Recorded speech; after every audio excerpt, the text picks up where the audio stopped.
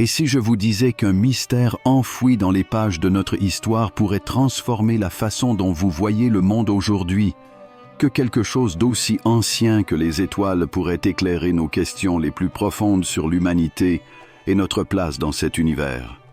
Aujourd'hui, nous plongeons au cœur d'un secret spirituel qui, bien qu'il soit souvent chuchoté, résonne toujours dans l'âme de ceux qui cherchent à comprendre. Préparez-vous à découvrir des vérités cachées, à explorer des récits fascinants et à poser des questions que peu osent soulever. Bienvenue dans une quête qui pourrait bien changer votre perspective pour toujours. La promesse du Mahdi dans la tradition islamique. Depuis la nuit des temps, chaque communauté religieuse a nourri l'espoir d'un sauveur, un guide envoyé par le divin pour dissiper les ténèbres et ramener la lumière. Dans la tradition islamique, ce guide porte un nom empreint de résonance, le Mahdi. Une figure mystérieuse, auréolée d'une promesse céleste, évoquée dans de nombreux hadiths comme celui qui rétablira la justice sur terre après une période de chaos et d'injustice. À travers les siècles, les érudits et les croyants ont transmis cette croyance, la chérissant comme une encre d'espoir dans les moments les plus sombres. Le Mahdi est souvent dépeint comme un homme de vertu incomparable, un descendant du prophète Muhammad, paix soit sur lui, portant les traits de la droiture, de la compassion et de la sagesse. Sa mission ne serait pas simplement de gouverner, mais de transformer, réconcilier les cœurs divisés, rétablir un équilibre spirituel perdu et rappeler à l'humanité son véritable dessein. Pourtant, ce personnage central de tant de récits n'a pas encore fait son apparition. Pourquoi? Cette question, qui intrigue depuis des générations, ajoute une aura de mystère à son histoire. Les savants affirment que sa venue ne dépend pas d'un calendrier humain, mais du décret d'Allah, un moment choisi avec une précision divine. Les hadiths suggèrent que l'émergence du Mahdi ne surviendra qu'à l'instant où les croyants seront prêts à accueillir son message. Cela implique non seulement une préparation spirituelle collective, mais également une purification des intentions, une réorientation des priorités. En attendant ce moment, nous sommes invités à méditer sur notre propre rôle.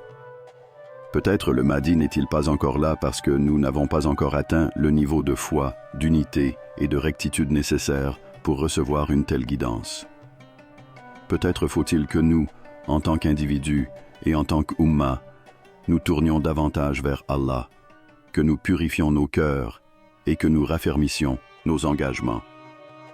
Dans l'histoire de l'humanité, chaque figure prophétique ou guide divin est apparue en réponse à une condition humaine précise. Moïse est venu lorsque les bannis Israël étaient oppressés. Jésus a émergé dans un monde en quête d'amour et de compassion.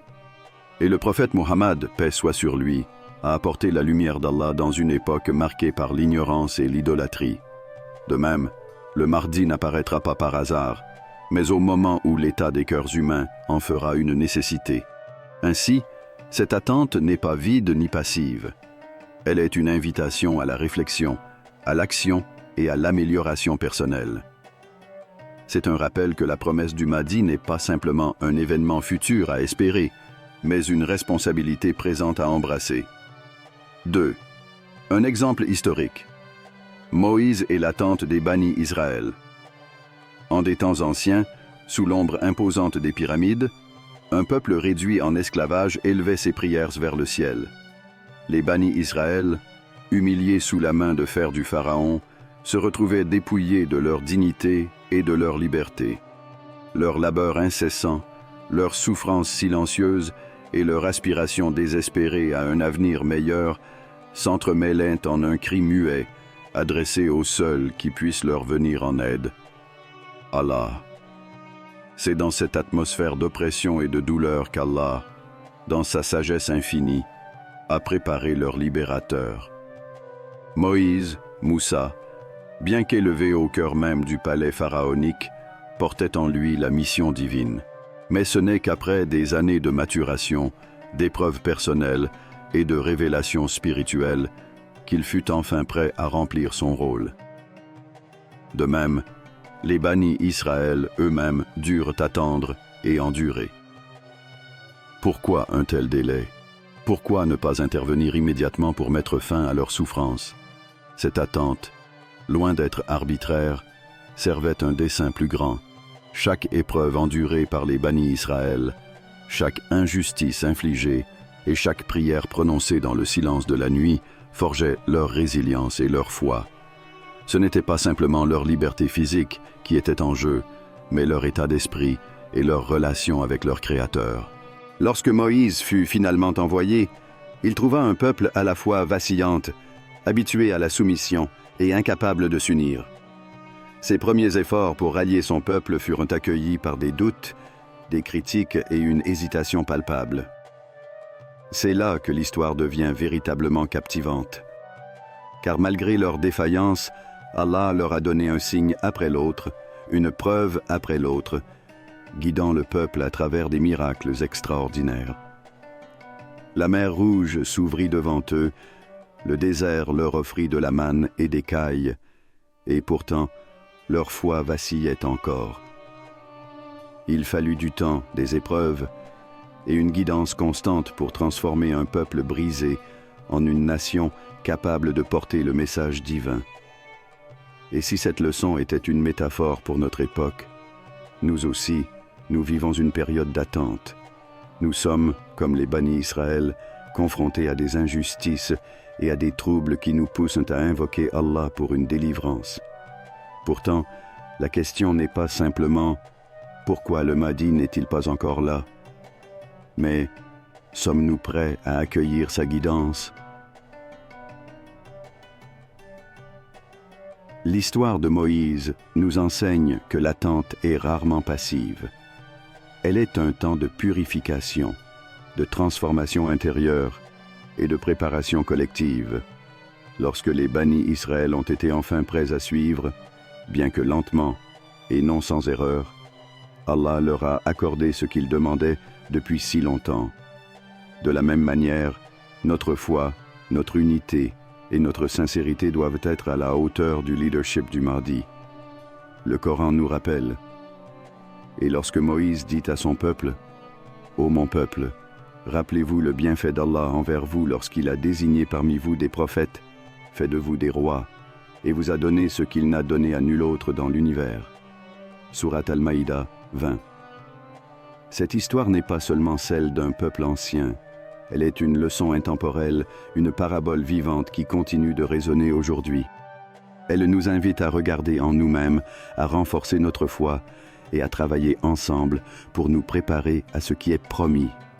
Comme les Bani Israël, nous devons reconnaître que ce n'est pas simplement la promesse du Mahdi qui compte, mais la condition de nos propres cœurs. 3. Une réflexion personnelle. Sommes-nous vraiment prêts? Prenons un instant pour détourner notre regard du monde extérieur et le poser sur nous-mêmes. Dans notre quête de réponse sur l'absence du Mahdi, une question plus fondamentale émerge. Sommes-nous réellement prêts à recevoir sa guidance? Cette question, bien qu'inconfortable, est essentielle. Elle nous invite à examiner non pas seulement le timing divin, mais notre propre état spirituel. Commençons par l'individu. Chacun de nous peut se demander, est-ce que ma foi est solide? Est-ce que mes intentions sont sincères, libres d'orgueil et d'arrière-pensée? En tant que musulmans, nous sommes appelés à suivre l'exemple du prophète Muhammad, paix soit sur lui, avec authenticité. Mais combien d'entre nous mènent une vie alignée sur ses enseignements? Est-ce que nous prions avec dévotion, faisons preuve de compassion envers les autres et restons constants dans nos engagements religieux? Puis élargissons cette réflexion à la communauté. L'Oumma dans son ensemble est-elle unie, forte et prête à suivre une guidance divine sans hésitation? Les tensions, les divisions et les querelles internes ne sont pas qu'un signe de désordre, elles sont aussi une indication de notre état d'esprit collectif. Une Oumma fragmentée et en conflit peut-elle véritablement accueillir un guide qui exige pureté, justice et unité? La réponse, malheureusement, est souvent inconfortable, mais ce n'est pas une raison pour désespérer. Au contraire, c'est un appel à l'action. Le Mahdi, en tant que guide, ne vient pas simplement pour rétablir la justice extérieure. Il est aussi un miroir spirituel, reflétant notre niveau de préparation intérieure. En d'autres termes, il ne pourra être pleinement accepté que par une communauté qui aura travaillé sur elle-même, en renforçant sa foi, en purifiant ses intentions et en rétablissant des liens fraternels. Le Coran nous le rappelle avec une clarté inébranlable. En vérité, Allah ne modifie pas l'état d'un peuple tant qu'il ne modifie pas ce qui est en eux-mêmes. Sourate Ar-Ra'd 11. Ce verset, bien connu, n'est pas seulement un avertissement, c'est un guide pratique. Si nous aspirons à l'apparition du Mahdi, nous devons commencer par nous transformer nous-mêmes. Cela signifie cultiver une foi authentique et sincère. Cela signifie bâtir une communauté basée sur l'amour, la justice et la miséricorde. Cela signifie abandonner nos égos, nos disputes inutiles et nos jugements hâtifs. Ce processus n'est ni simple ni rapide. Il exige une introspection constante. Il demande que chacun de nous regarde profondément dans soi et se demande « Est-ce que je suis vraiment prêt ?» Et si la réponse est non, alors le travail commence aujourd'hui. Ce n'est pas l'apparition du Mahdi qui déterminera notre état spirituel, mais notre état spirituel qui rendra son apparition possible et bénéfique. Ainsi, cette réflexion personnelle n'est pas une fin en soi. Elle est le point de départ d'une transformation intérieure et communautaire. Et plus nous nous engageons sincèrement dans ce chemin, plus nous nous rapprochons de la condition nécessaire pour recevoir le guide promis. 4. Les signes avant-coureurs et l'énigme du timing divin. Le Mahdi, figure entourée de mystères et d'espoir, est associé à des signes avant-coureurs que les savants et les érudits musulmans ont médités au fil des siècles. Ces signes, mentionnés dans des hadiths authentiques et dans les traditions transmises, ne sont pas de simples prédictions linéaires. Ils agissent plutôt comme des balises spirituelles, des jalons qui permettent de discerner l'état du monde à l'approche de son apparition. Les hadiths décrivent des périodes de grands bouleversements, une augmentation des injustices sociales, une perte des valeurs morales fondamentales et une confusion spirituelle parmi les croyants. Ces signes ne doivent pas être perçus comme des malédictions, mais comme des rappels puissants.